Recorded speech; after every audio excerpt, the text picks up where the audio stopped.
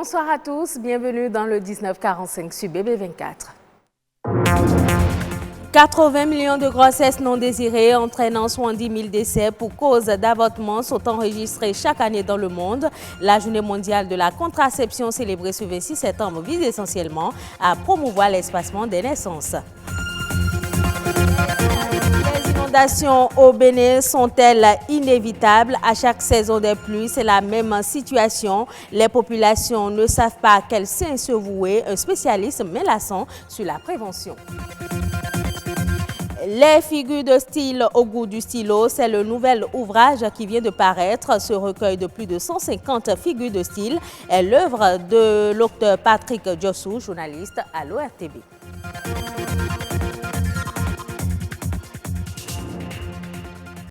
Démarrons ce journal par ces images des hommes et femmes de l'Office de radio et télévision du Bénin en pleine marche dans le cadre de la célébration lundi prochain du 100e numéro de l'émission Nopiden, la matinale de BB24, la deuxième chaîne de télévision de l'ORTB. Une série de manifestations ont été prévues, dont cette marche qui a eu lieu ce matin. Une marche ponctuée de quelques exercices physiques qui les conduit des locaux de la télévision BB24 vers un centre de fitness à Weiho. À la fin de la séance, une causerie débat a eu lieu sur l'obligation de la femme au foyer d'avoir un revenu afin de contribuer aux charges du ménage. Le compte rendu de cette journée vous sera présenté dans nos prochaines éditions, mais déjà prenez le rendez-vous lundi à 6h30 pour la grande célébration sur BB24. 80 millions de grossesses non désirées, dont un cas d'avortement de fortune, sont enregistrés dans le monde chaque année. Environ 70 000 femmes décèdent des suites de ces avortements pratiqués dans des conditions d'hygiène et de sécurité précaires. Ce 26 septembre, c'est la journée mondiale de la contraception, une journée qui est célébrée et soutenue par plusieurs organisations dont différents pays. L'objectif est de réduire le nombre de grossesses non désirées et d'assurer l'espacement des naissances dans le monde. Amandine Agnouboussou. 211 millions de grossesses ont lieu dans le monde chaque année et plus de 40% sont des grossesses non désirées. Le constat est tragique et pour y faire face, la contraception apparaît comme une solution. Et cette méthode qui permettra d'espacer les naissances comme vous le souhaitez ou de concevoir quand vous le voulez. Il est important d'espacer les naissances premièrement pour permettre au corps de la femme de régénérer après un accouchement. Je crois que les médecins recommandent souvent 2 ans. Ça permet aussi au couple de souffler financièrement parce qu'un enfant c'est des dépenses. De nombreuses méthodes de contraception existent pour soulager les femmes. Il y a les méthodes hormonales, il y a les méthodes non hormonales et les méthodes que j'appelle souvent les méthodes naturelles. La méthode hormonale, vous avez le Jadel, vous avez la pilule, vous avez le Sayana Press, l'injection. Et mis à part ça, les méthodes non hormonales, il y a le préservatif. Pour ce qui est des méthodes naturelles, il y a la méthode de la glaire cervicale.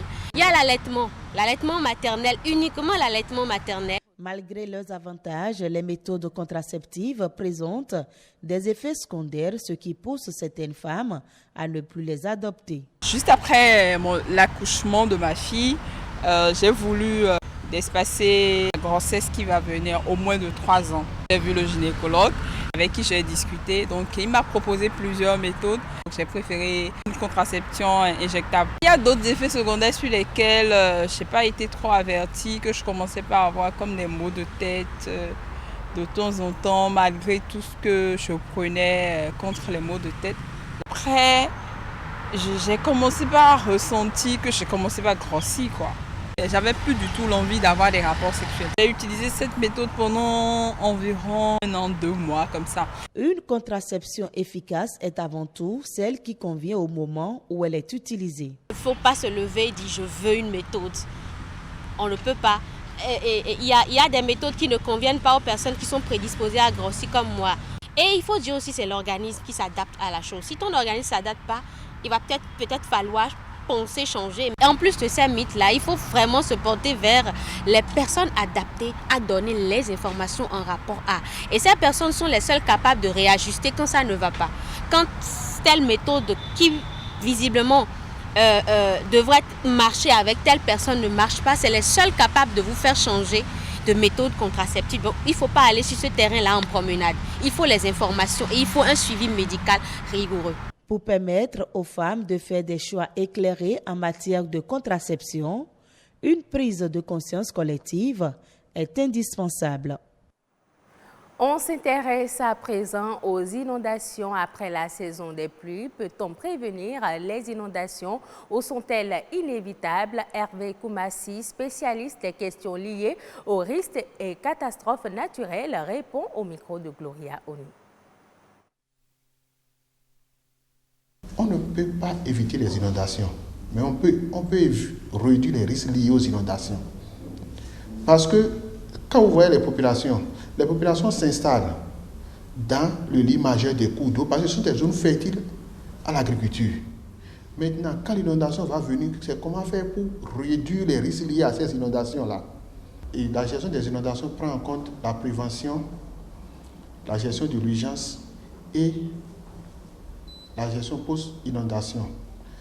Au niveau de la prévention, par exemple, nous permet de mettre en place tous les éléments qui vont nous permettre de réduire la catastrophe quand elle est là. Par exemple, on peut arriver aujourd'hui, à partir des calculs mathématiques, chercher à connaître les quantités d'eau qui sont capables de créer des inondations. Et ça, on a l'habitude de faire ça. On a fait ça sur plusieurs bassins déjà au Bénin pour dire, voilà les quantités d'eau qui sont susceptibles de créer des inondations. De la même manière, à partir des cycles, on est arrivé dans certains bassins à déterminer les zones qui sont susceptibles d'être inondées quand on a telle ou telle hauteur de pluie.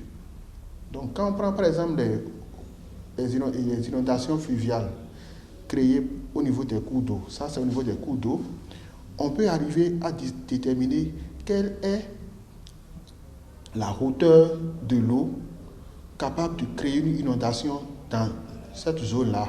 Donc on fait ça grâce à ce qu'on appelle la randonnée fréquentielle, qui peut nous donner les valeurs des débits ou des précipitations capables de gérer des inondations. Les figures de style au goût du stylo, cet ouvrage de 105 pages est disponible dans les rayons littéraires. On y retrouve 164 figures de style. Son auteur Patrick Diossou est écrivain, journaliste à l'ORTB. Le chef-d'œuvre a été présenté et dédicacé au lecteur hier. Émile Azokota a suivi pour nous le lancement de l'ouvrage. Les figures de style au goût du stylo. Le titre semble renvoyer le lecteur à une poésie. Mais c'est un essai linguistique, un essai qui pose à sa façon le diagnostic du mythe des figures de style. Le recueil est écrit en 105 pages et parle de 164 figures de style en français. Et pour mieux véhiculer son message, l'auteur a choisi un canal, un bouquin. Au goût, parce que chaque stylo qui écrit donne ce que chacun a de façon intrinsèque, ce que vous sentez, comment vous sentez votre écrit.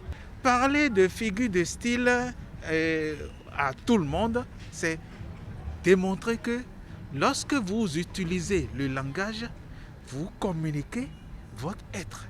Et quand vous améliorez cet être, ce langage, vous arrivez à bien communiquer. Il y a un certain vide d'ouvrages didactiques en la matière au Bénin. Donc, je salue la parution de cet ouvrage et j'en ai besoin aussi pour les jeunes filles auprès desquelles je fais la promotion de la littérature. Donc vous comprenez que j'achète quelques exemplaires de cet ouvrage.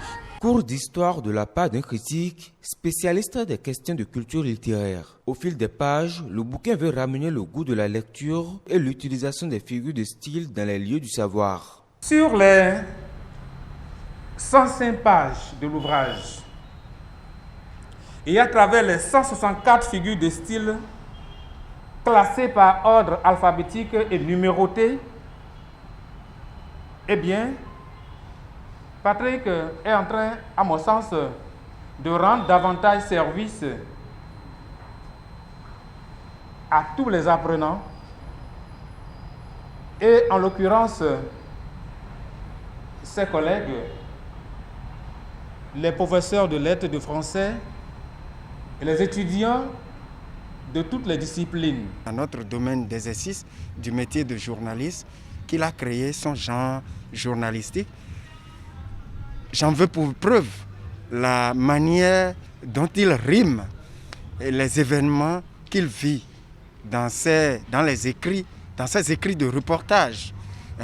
Il sait cuisiner les allitérations, les assonances, il sait mettre les rythmes qu'il faut. Le manuel est une réponse conséquente aux soucis d'archives et présente des atouts didactiques pour un renforcement de capacités intellectuelles.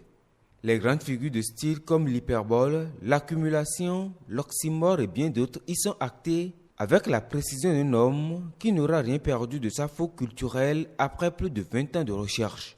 L'ouvrage est disponible dans toutes les librairies et on peut s'en procurer. Je vous emmène à présent à la rencontre d'un artiste gastronomique. Il met à l'honneur la cuisine africaine à Paris. Son défi, montrer que la cuisine africaine peut être raffinée. La preuve en image avec nos confrères de France 24. Doré, agrémenté, saupoudré, tous les gestes du chef Elise Bond sont millimétrés. Son projet, prouver que la cuisine africaine peut être raffinée. Les beurres, après, ça part. C'est une cuisine un peu d'instinct. C'est vrai qu'on dit que la cuisine africaine, c'est copieux ou la cuisine est aussi grasse. Et c'est pour ça que je suis venu, en gros, changer ça pour éviter qu'on dise cette cuisine est grasse. Moi, j'essaye de raffiner tout ça. C'est aussi une cuisine qui peut être élégante parce qu'ils ont quand même des très bons produits, qui est très bon pour la santé. Et pourquoi pas les mettre en valeur. Dans cette petite cuisine, le chef a construit sa réputation autour de plats comme le mitumba camerounais ou encore le filet de canette au cou jaune d'inspiration haïtienne. C'est l'épouse d'Élise, Vanessa Bond, qui répond à la curiosité des clients. Pour ça, les recherches sont indispensables. À la fois anesthésiant, ça fait saliver, c'est acidulé, en fait c'est un peu tout à la fois. Ce travail-là, en fait, vraiment de rechercher comment les produits sont fabriqués, d'où ils sortent. On essaye de repérer au fur et à mesure aussi les saisons, parce que finalement on se rend compte aussi de la saisonnalité des produits en Afrique, de par les arrivages à Château-Rouge, parce que comme on passe beaucoup de temps là-bas, on fait le tour un peu de toutes les boutiques. Jusqu'à présent, j'avais plutôt fait des restaurants africains non gastronomiques, très très bons aussi, et je me suis dit que c'était un concept assez original, donc j'avais envie de tester pour voir la différence et voir les différentes propositions qui pouvaient être faites sur ce restaurant. Moi je suis d'origine africaine et c'est vrai qu'on retrouve très peu de restaurants à Paris qui se positionnent sur ce segment-là et ça fait plaisir de voir un restaurant gastronomique africain. Lauréat du prix 2019 Go Emilio, Elise Bond propose une carte différente chaque semaine d'influences diverses, une offre très rare dans la capitale. Le Kenya va lancer en octobre prochain un mécanisme de garantie de crédit de 46 milliards de francs CFA en faveur des micro, petites et moyennes entreprises. La mesure vise à aider les structures ciblées à mieux faire face à la pandémie de la Covid-19. Selon le directeur général en exercice des affaires budgétaires du Trésor national kényan, cette mesure fait partie du plan de riposte anti-Covid-19 mis en place par le gouvernement. Ainsi se referme cette édition que vous pouvez retrouver sur le site de l'ORTB, www.ortb.bg. Merci et à bientôt.